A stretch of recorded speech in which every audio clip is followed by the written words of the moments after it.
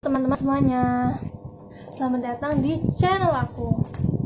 Perkenalkan, saya Yedida di sini. Sesuai dengan judul di sampul tadi, hari ini aku akan membahas tentang gimana caranya membuat proposal penelitian dalam 5 hari. Nah, ini berdasarkan pengalaman aku, gimana aku buat proposal Indofood Riset itu cuman 5 hari karena beneran waktu itu kepepet banget, harinya udah mepet deadline ya. Jadi dalam 5 hari itu aku ngerjain proposal penelitian itu. Nah, oke, coba kita lihat di buku panduan IRN. Untuk IRN 2022 sendiri itu berdasarkan pengumumannya menggunakan pedoman IRN yang 2021. Jadi aku akan share tentang proposal aku yang aku kerjain di tahun 2021 itu. Nah, untuk di pedomannya sendiri, kita lihat langsung aja pada format yang paling penting. Format ada di halaman 30. Nah, kita buka format dan sistematika proposal penelitian IRN. Langsung aja ke yang umum. Proposal IRN ditulis dengan menggunakan huruf Times New Roman. Ukurannya 12, spasinya 1,5, ukuran kertasnya A4, margin kiri 4, margin kanan atas bawah itu 3 cm. Nah, kemudian untuk halaman sampul itu dengan huruf penomorannya dan diletakkan pada sudut kanan bawah. Sedangkan pada halaman bagian pendahuluan hingga lampiran itu menggunakan angka Arab, yaitu 1, 2, 3 dan seterusnya, dan diletakkan pada sudut kanan atas. Kemudian langsung aja ke bagian khusus. Nah, halaman sampul. Nah, di IRN sendiri itu halaman sampulnya wajib berwarna biru. Kemudian halaman pengesahan dan dapat dilihat pada lampiran 2. Kemudian terdapat surat pernyataan peserta, kemudian ringkasan daftar isi. Kemudian terdapat bab 1. Seperti biasa kan bab 1 itu pendahuluan. Pendahuluan terdiri atas latar belakang masalah, perumusan masalah, tujuan penelitian, dan manfaat penelitian. Kedua, tinjauan pustaka. Seperti biasa kan untuk landasan teori itu. Kemudian bab 3, metode penelitian. Nah, pada metode penelitian ini seperti biasa, jika kita menggunakan metode yang digunakan oleh peneliti sebelumnya, maka kita wajib menuliskan sitasi pada metode kita. Maksudnya metode yang kita gunakan. Nah, kemudian untuk bab 4, biaya. Nah, ini yang mau aku bahas di sini juga. Biaya itu kita perlu memikirkan apa aja yang kita gunakan. Alat, bahan, sewa instrumen untuk yang kimia gitu, maupun mungkin yang penelitian lainnya juga yang butuh sewa-sewa alat lainnya. Terus untuk bahan kimia, nah untuk aku sendiri kan penelitian kimia, dimana bahan kimia itu mahal dan ada bahan kimia yang tidak bisa dibeli dalam jumlah sedikit. Mungkin ada, tapi ada yang 100 gram. Nah, itu kan biasanya kok wajib beli 100 gram, sedangkan kita beli 100 gram itu terlalu banyak karena kita membutuhkannya hanya beberapa gram saja. Jadi terpaksa kita harus membelinya. Maka kita harus menuliskan juga di anggaran itu kita tuh butuh berapa gram yang kita butuhkan dan juga berapa gram yang harus kita beli. Nah, biasanya yang kita tuliskan di anggaran itu tentunya yang kita beli kan. Nah, dan juga kita ketika kita melakukan penelitian pasti kita tidak mungkin penelitian itu langsung berhasil, dan itu pasti diulang-ulang. Jadi untuk membuat anggaran, sebisa mungkin kita membuatnya untuk lebih banyak, kan namanya juga anggaran ya. Anggaran di proposal itu pasti dilebihin kan, supaya nggak kekurangan gitu. Tapi juga pasti kalau kita ngelebihin di anggaran itu nggak mungkin kita terlalu lebay gitu kan. Nah, jadi secukupnya aja kita kira-kira. Kita juga harus lihat, misalnya di penelitian kita itu nggak mungkin dalam satu perlakuan hanya satu ulangan kan, alias tidak ada ulangannya, pasti kita akan mengulang. Nah, di situ kita perlu memikirkan berapa kali ulangan yang kita lakukan dan berapa perlakuan yang dilakukan pada penelitian kita. Gimana sih caranya membuat anggaran itu? Aku datang dulu ke toko kimia yang ada di dekat rumah tuh, terus aku tanyain misalnya berapa harga metanol, etanol 100 mili, atau kalau butuh untuk banyak ekstraksi itu kan satu botol ya kita tanya dulu berapa. Nah, tapi buat teman-teman yang nggak tahu mau tanya kemana, ya udah bisa lihat di Tokopedia tuh atau di Shopee, dikira-kira aja. Tapi kan nggak mungkin juga kan di kota kalian itu sama dengan yang ada di Shopee itu. Misalnya kalian tinggal di Indonesia Timur tuh kan harganya nggak mungkin sama ya, pasti kalian naikin dong harganya. Nah, kalau kalian naikin harganya nggak apa-apa, kalian bisa naikin aja 2 kali, karena biasanya kan gitu kan kalau di Pulau Jawa lebih murah gitu.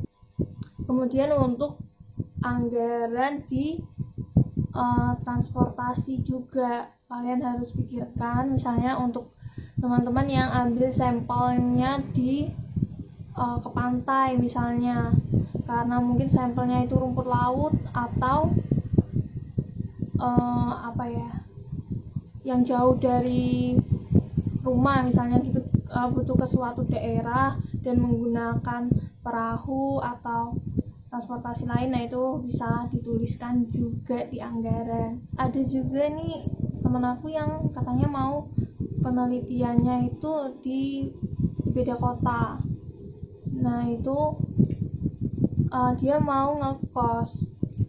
Nah, kalau di sini aku kurang tahu sih ya, apa kos itu bisa masuk di akomodasi itu, transportasi. Tapi aku saranin tulisin aja, nggak apa-apa kalau misalnya nggak masuk kan, ya kan reviewer pasti bisa baca juga kalau emang kita ini butuh ngekos di tempat penelitian kita gitu.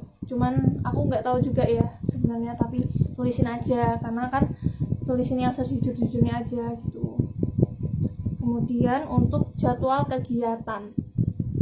Nah, jadwal kegiatan ini ya untuk penelitian IRN itu masa penelitiannya itu paling lama 1 tahun. Jadi kalian harus menyelesaikan penelitian kalian itu dalam 1 tahun. Jadi di jadwal kegiatan itu kalian bisa menuliskan misalnya bulan pertama itu kalian kan pasti penandatanganan kontrak dulu tuh, kalian tulis dulu bulan pertama penandatanganan kontrak, kemudian bulan kedua, ketiga sampai keempat itu kalian penelitian. Nah, penelitiannya itu seberapa lama, misalnya 6 bulan kah atau 7 bulan kalian mau penelitian, boleh kalian tuliskan aja 7 bulan untuk mengambil data, kemudian 3 bulan misalnya untuk membuat laporan hingga publikasi. Nah, kemudian bab 6, daftar pustaka. Nah, tentu saja untuk membuat daftar pustaka kalian pasti sudah tahu juga, sebaiknya menggunakan Mendeley, karena di situ otomatis bisa keluar, maksudnya muncul gitu kan daftar pustakanya secara otomatis, dan kita tidak perlu repot-repot untuk membuat daftar pustaka yang manual itu. Kemudian untuk lampiran-lampiran, nah di lampiran ini kalian juga harus melampirkan kembali justifikasi anggaran kegiatan di mana kalian sudah tuliskan tadi di halaman sebelumnya. Nah, itu kalian kopas aja, kalian masukin ke justifikasi anggaran itu. Kemudian jadwal kegiatan juga, kan tadi kalian sudah menuliskannya di atas. Nah, itu kalian masukin lagi ke lampiran. Kemudian biodata pengusul atau mahasiswa peneliti. Nah, itu kalian mengisi biodata pribadi kalian. Kemudian untuk biodata dosen pembimbing. Nah, ini biodata dosen pembimbing ini kalian bisa kasihkan kepada dosen pembimbing kalian untuk yang lampiran 7. Dari lampiran 7 itu kalian kasihkan saja, kalian berikan, kemudian kalian bilang, Pak, Bu, ini minta tolong diisi untuk IRN. Nah, bisa jadi dosen pembimbing kalian tidak memberikan isi sesuai dengan lampiran yang ada di format, tapi nggak apa-apa, karena kan itu biodata dosen. Nah, jadi ya udah, terus kalau udah dikasihkan kepada kita, ya udah ntar kita edit, kita masukin ke PDF-nya lagi. Kemudian dukungan pada penelitian dan sarana prasarana. Dukungan pada penelitian, ini aku kurang paham sih ya, dukungan pada penelitian dan sarana prasarana jika ada. Ya karena aku nggak ngerti, aku nggak ada ini, karena aku masukinnya tadi ya ke anggaran di biaya tadi, aku masukin misalnya apa, sewa alat, sewa laboratorium, itu aku masukin ke biaya tadi. Nah, udah kan. Nah, kemudian kita menuju kepada kriteria penilaian proposal kalian. Nah, jadi gimana caranya supaya proposal kalian itu lebih besar peluangnya untuk diterima. Nah, kalian bisa lihat di lampiran 8. Kalau di PDF ini ya di slide 3 tuh. Di slide 63 nih, di slide aja 63. Yang pertama, kriteria yang pertama itu kesesuaian waktu proposal diterima. Nah, makanya untuk teman-teman jangan sampai mengirimkan proposalnya di hari terakhir. Gimana deadline-nya itu kalau nggak salah kemarin tanggal 30 September ya. Nah, usahakan kalian jangan mengirim di tanggal itu. Kenapa? Karena udah pasti di tanggal itu banyak teman-teman lain yang mengirim di tanggal tersebut, sehingga kemungkinan server tidak bisa terbuka lagi, sehingga sebaiknya kalian kirim sebelum tanggal 30 September itu. Nah, kemudian kriteria kedua, kesesuaian dengan tema penelitian. Nah, di sini kalian harus membuat penelitian kalian di mana judulnya itu nyambung dengan bidang yang kalian ambil. Misalnya kalau aku tentang pangan fungsional, jadi penelitian aku masuk ke dalam bidang teknologi pangan. Nah, untuk penelitian ini sendiri kan banyak jenisnya, banyak jenis bidangnya maksud saya. Jadi kalian perlu bertanya aja kepada dosen, Bu, ini penelitian saya itu cocoknya ke bidang yang mana, bidangnya apa ya Bu, seperti itu. Kalian sampaikan aja ke dosen pembimbing kalian untuk bertanya, pasti juga dosen pembimbing kalian membimbing kalian kok. Nah, kemudian kesesuaian fokus komoditas. Nah, kalau aku kemarin fokus komoditasnya itu komoditas buah ya. Nah, kemudian kesesuaian bidang dan topik. Nah, itu yang aku tadi bilang, bidang dan topik kalian itu harus nyambung gitu guys. Kemudian kesesuaian persyaratan peserta, yaitu mahasiswa S1. Nah, jadi di sini penelitian ini khusus untuk mahasiswa S1. Kemudian yang sudah mengambil alias sedang dalam menyelesaikan tugas akhir atau skripsi. Jadi penelitian ini yang akan dilakukan untuk skripsi kalian. Nah, kemudian ini pada nomor 7 mahasiswa sudah masuk pada tahap penelitian, dibuktikan dengan surat persetujuan dekan atau ketua jurusan. Kemudian nomor 8, jangka waktu penelitian maksimal 1 tahun seperti yang udah aku jelaskan tadi. Kemudian penelitian dilakukan di wilayah Indonesia.